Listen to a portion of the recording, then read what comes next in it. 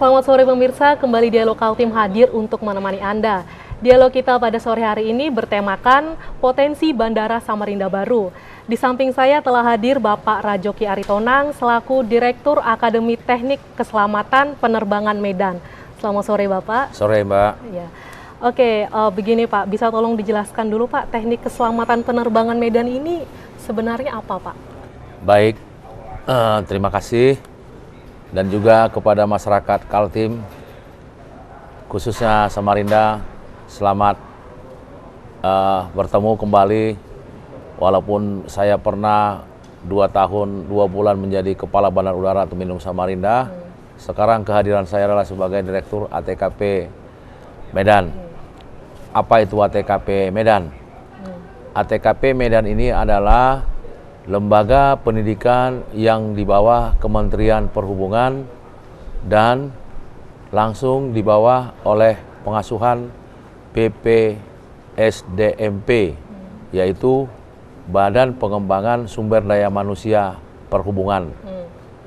ATKP Medan itu adalah akademi teknik yang meluluskan siswa dengan diploma 3. Di ATKP Medan itu ada 2 jurusan, yaitu satu jurusan keselamatan penerbangan dan juga jurusan teknik penerbangan.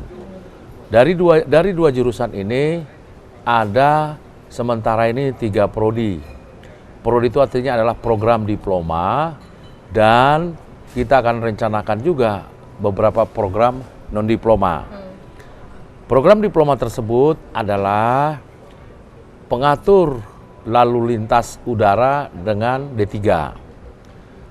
Yang kedua untuk jurusan teknik penerbangan adalah D3 untuk teknik navigasi udara dan teknik listrik bandar udara. Nantinya di tahun ini kami akan mengajak para putra-putri Kalimantan Timur, terutama khususnya Samarinda, untuk dapat bergabung dengan kami pada prodi-prodi yang non-diploma yang tentu begitu sekolah langsung bekerja, yaitu prodi non-diploma pengatur lalu lintas udara dan prodi teknik pesawat udara jurusan avionik. Sementara ini dalam penggodokan untuk pelaksanaan di tahun ini. Sehingga di dalam kesempatan yang berbahagia ini, saya mengajak putra-putri Kalimantan Timur untuk dapat bergabung dengan kami. Demikian untuk sekelas ATKP. Oke Pak, berdasarkan pengalaman Bapak tadi, kami ingin menanyakan nih Pak, terkait dengan kondisi penerbangan di Indonesia. Menurut Bapak bagaimana kondisi penerbangan di Indonesia saat ini? Baik, kalau kita lihat tren penerbangan di Indonesia, ini secara linear, boleh dibilang kemajuannya sangat-sangat pesat dan juga sangat-sangat berkembang di dalam semua sektor. Pertanyaannya adalah kenapa dia berkembang demikian pesat? Iya. Karena sekarang ini masyarakat Indonesia itu sudah menuntut yang lebih cepat, mudahnya, yang lebih efektif, efisien, dan serta aman. Nah, tentu dengan kapasitas penerbangan yang demikian pesat berkembang, bagaimana sumber daya manusianya untuk dalam hal keamanan dan keselamatan penerbangan, tentunya ini akan sama, berbanding lurus.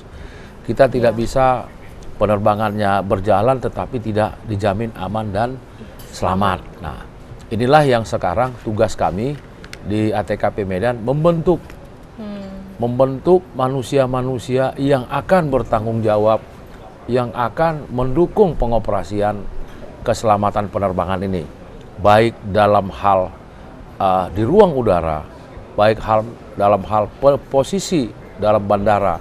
Inilah yang sekarang kita godok di ATKP Medan.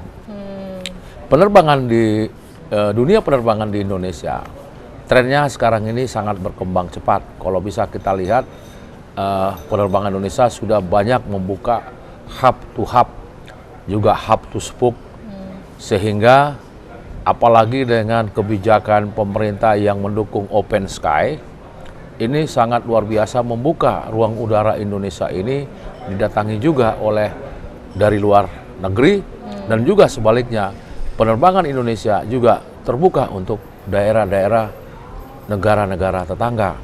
Nah, inilah salah satu potensi pasar yang boleh dibilang yang sangat-sangat potensial di bidang pekerjaan penerbangan. Apakah nantinya menjadi seorang pilot, seorang pengatur lalu lintas udara, seorang navigasi udara, seorang teknis listrik bandara untuk menunjang pengoperasian keselamatan, seorang teknisi pesawat udara, juga termasuk bagaimana pesawat itu pada saat loading maupun unloading. Karena bagaimana itu butuh orang-orang yang mempunyai kompetensi sehingga waktu yang demikian cepat dan efektif yang dibutuhkan para operator, sehingga dibutuhkan juga lah di sini SDM yang mempunyai tanggung jawab yang profesional dan mampu memberikan yang terbaik buat perusahaan penerbangan yang ada di Indonesia ini.